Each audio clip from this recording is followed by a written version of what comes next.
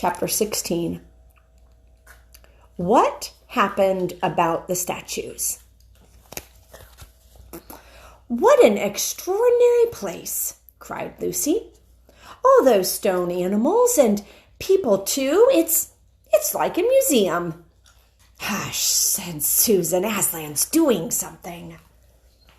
He was indeed. He had bounded up to the stone lion and breathed on him. Then, without waiting a moment, he whisked round almost as if he had been a cat chasing its tail, and breathed also on the stone dwarf, which, as you remember, was standing a few feet from the lion, with his back to it.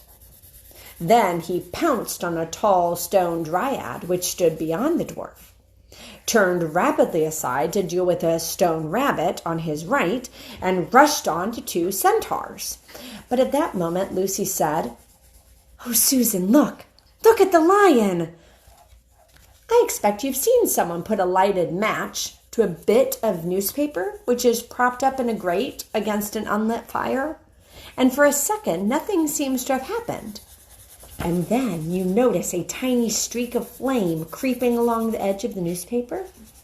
It was like that now. For a second, after Aslan had breathed upon the stone lion, looked just the same. Then a tiny streak of gold began to run along his white marble back. Then it spread. Then the color seemed to lick all over him as the flame licks all over a bit of paper.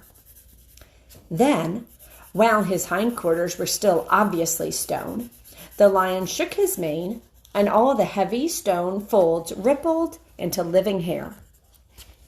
Then he opened a great red mouth, warm and living, and gave a prodigious yawn. And now his hind legs had come to life. He lifted one of them and scratched himself. Then, having caught sight of Aslan, he went bounding after him and frisking round him, whimpering with delight and jumping up to lick his face. Of course, the children's eyes turned to follow the lion, but the sight they saw was so wonderful that they soon forgot about him. Everywhere the statues were coming to life. The courtyard looked no longer like a museum. It looked more like a zoo. Creatures were running after Aslan and dancing round him till he was almost hidden in the crowd. Instead of all that deadly white, the courtyard was now a blaze of colors. Glossy chestnut sides of centaurs, indigo horns of unicorns, dazzling plumage of birds, ruddy brown of foxes, dogs, and satyrs, yellow stockings and crimson hoods of dwarfs, and the birch girls in silver, and the beech girls in fresh, transparent green, and the larch girls in green so bright that it was almost yellow.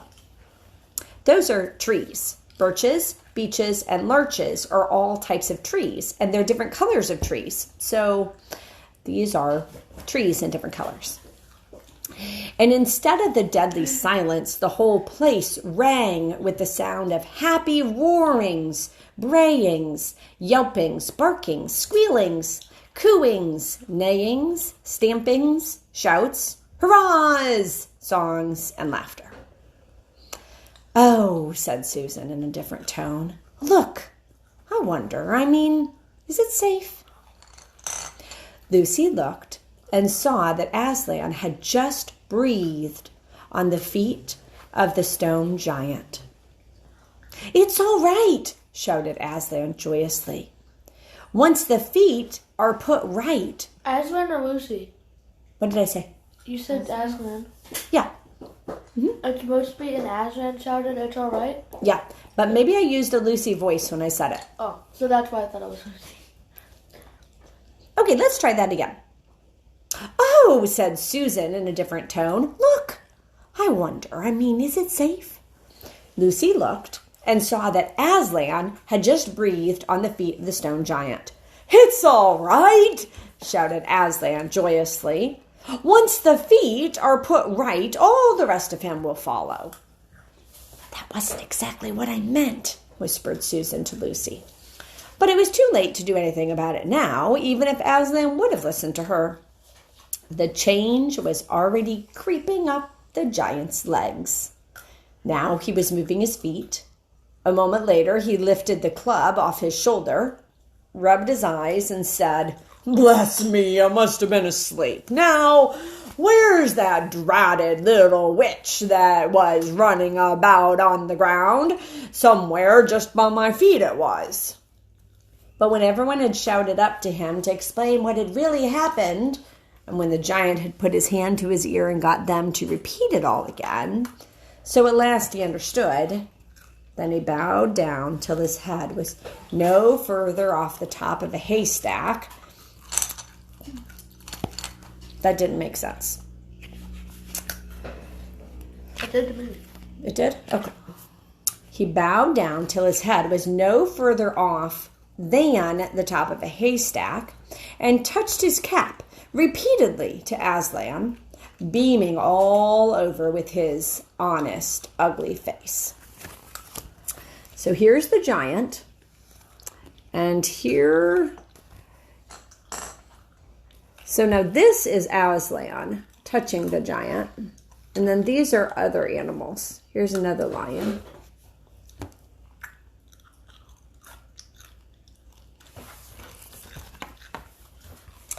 Giants of any sort are now so rare in England, and so few giants are good-tempered, that 10 to 1 you've never seen a giant when his face is beaming. It's a sight well worth looking at. "Now for the inside of this house," said Aslan. "Look alive, everyone! Upstairs and downstairs and in my lady's chamber. Leave no corner unsearched. You never know where some poor prisoner may be concealed." And into the interior they all rushed. And for several minutes the whole of that dark, horrible, fusty old castle echoed with the opening of windows and with everyone's voices crying out at once, "Don't forget the dungeons! Give us a hand with this door. Here's another little winding stair. Oh, I say, here's a poor kangaroo. Call Aslan. Phew, how it smells in here. Look out for trapdoors. Up here, there are a whole lot more on the landing." But the best of all was when Lucy came rushing upstairs, shouting out, "Aslan, Aslan, I found Tumnus. Mr. Tumnus. Oh, do come quick." A moment later, Lucy and the little fawn were holding each other by both hands and dancing round and round for joy. The little chap was none the worse for having been a statue, and was, of course, very interested in all she had to tell him. But at last, the ransacking of the witch's fortress was ended. The whole castle stood empty, with every door and window open, and the light and the sweet spring air flooding into all the dark and evil places which needed them so badly. The whole crowd of liberated statues surged back into the courtyard. And it was then that someone, Tumnus, I think, first said, "But how are we going to get out?" For Aslan had got in by a jump, and the gates were still locked. "That'll be all right," said Aslan, and then, rising on his hind legs, he bawled up at the giant. "Hi, you up there!" he roared. "What's your name?" "Giant Rumblebuffin, if it please your honor," said the giant, once more touching his cap. "Well then, Giant Rumblebuffin," said Aslan, "just let us out of this, will you?" "Certainly, your honor, it will be a pleasure," said Giant Rumblebuffin. "Stand well away from the gates, all you little uns." Then he strode to the gate himself, and bang, bang, bang went his huge club. The gates creaked at the first blow, cracked at the second, and shivered at the third.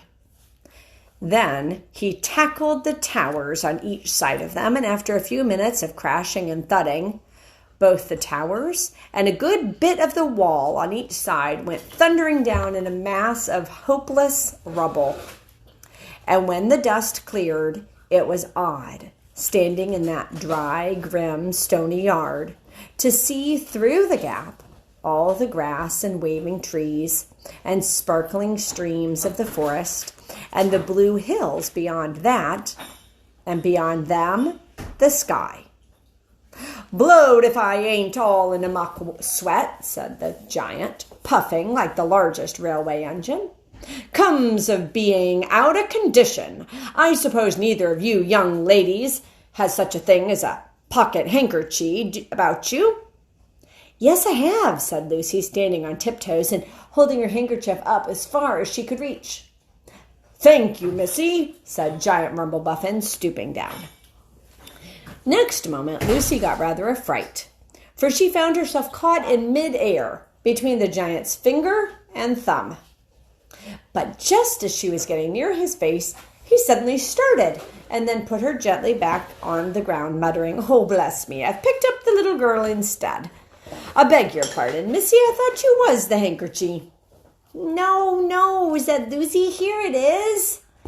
This time he managed to get it, but it was only about the same size to him that a saccharin tablet would be to you, so that when she saw him solemnly rubbing it to and fro across his great red face, she said, "I'm afraid it's not much use to you, Mr. Rumblebuffin."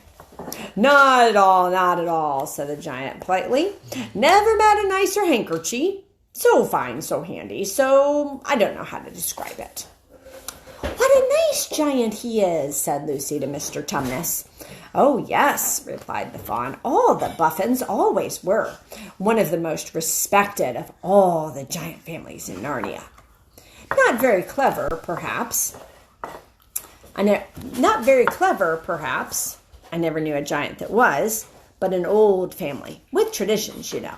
If he'd been the other sort, she'd never have turned him into stone." At this point, Aslan clapped his paws together and called for silence. "Our day's work is not yet over," he said. "And if the witch is to be finally defeated before bedtime, we must find the battle at once." "And join it, I hope, sir," added the largest of the centaurs. "Of course," said Aslan. "And now, those who can't keep up, that is, children, dwarfs, and small animals, must ride on the backs of those who can, that is, lions, centaurs, unicorns, horses, giants, and eagles. Those who are good with their noses must come in the front with us lions to smell out where the battle is. Look lively and sort yourselves." And with a great deal of bustle and cheering, they did. The most pleased of the lot was the other lion, who kept running about everywhere, pretending to be very busy, but really in order to say to everyone he met, "Did you hear what he said? Us lions, that means him and me. Us lions, that's what I like about Aslan. No side, no standoffishness. Us lions, that meant him and me." At least he went on saying this till Aslan had loaded him up with 3 dwarfs, 1 dryad, 2 rabbits, and a hedgehog. That steadied him a bit. When all were ready, it was a big sheepdog who actually helped Aslan most in getting them sorted into their proper order. Okay, let's just see what Kylo thinks. "Kylo, what do you think? Are you a lion or are you a sheepdog? Would you be out front? Kylo, would you be out front? You would? You'd be sniffing? You would be? You're such a good boy." See, he is such a good boy, and he has a good sniffer, and he would be out front. I know he would. And he could probably carry 2 rabbits and a hedgehog. No, he'd eat them. Or maybe he'd eat them. That's true. He would be in the front because he would be too scared because everybody would be... When all were ready, It was a big sheepdog who actually helped Aslan most in getting them sorted into their proper order. They set out through the gap in the castle wall. At first, hey guys, be quiet, please. At first, the lions and dogs went nosing about in all directions. But then suddenly one great hound picked up the scent and gave a bay. There was no time lost after that. Soon, all the dogs and lions and wolves and other hunting animals were going at full speed with their noses to the ground, and all the others streaked out for about half a mile behind them, were following as fast as they could. The noise was like an English fox hunt, only better, because every now and then, with the music of the hounds, was mixed the roar of the other lion, and sometimes the far deeper and more awful roar of Aslan himself. Faster and faster they went as the scent became easier and easier to follow. And then, just as they came to the last curve in a narrow winding valley, Lucy heard, above all these noises, another noise, a different one, which gave her a queer feeling inside. It was a noise of shouts and shrieks, and of the clashing of metal against metal. Then they came out of the narrow valley, and at once she saw the reason. There stood Peter and Edmund, and all the rest of Aslan's army, fighting desperately against the crowd of horrible creatures. So who did they see? Who did they see, Daniel? Peter and Daniel was eating. Peter? Mm-hmm. Peter and Edmund. Mm-hmm. And the rest of Aslan's army, fighting desperately against the crowd of horrible creatures whom she had seen last night. Only now in the daylight, they looked even stranger and more evil and more deformed.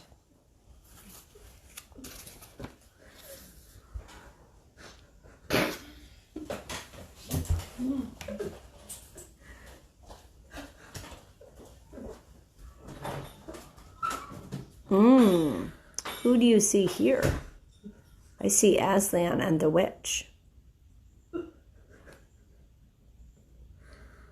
See the little tree people? Oh, look, I see a dragon, and there's the giant.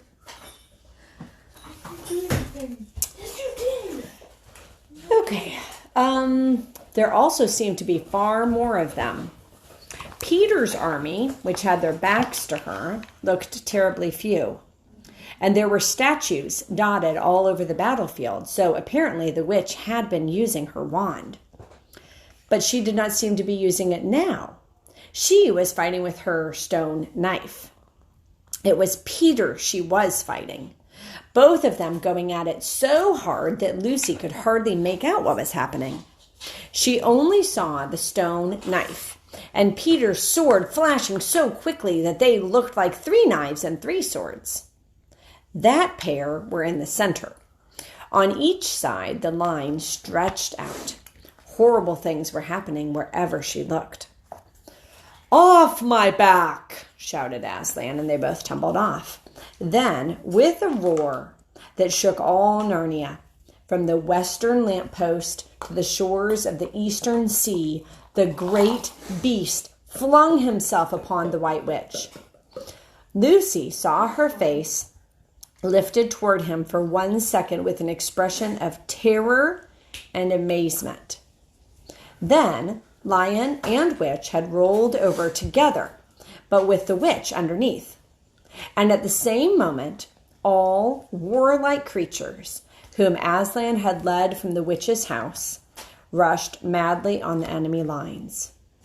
Dwarfs with their battle axes, dogs with teeth, the giant with his club, and his feet also crushed dozens of the foe.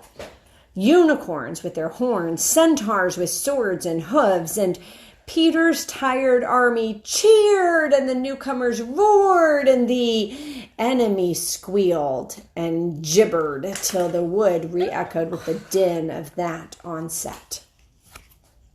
Well, I guess you gotta wait till tomorrow to see what happens. That's the next chapter.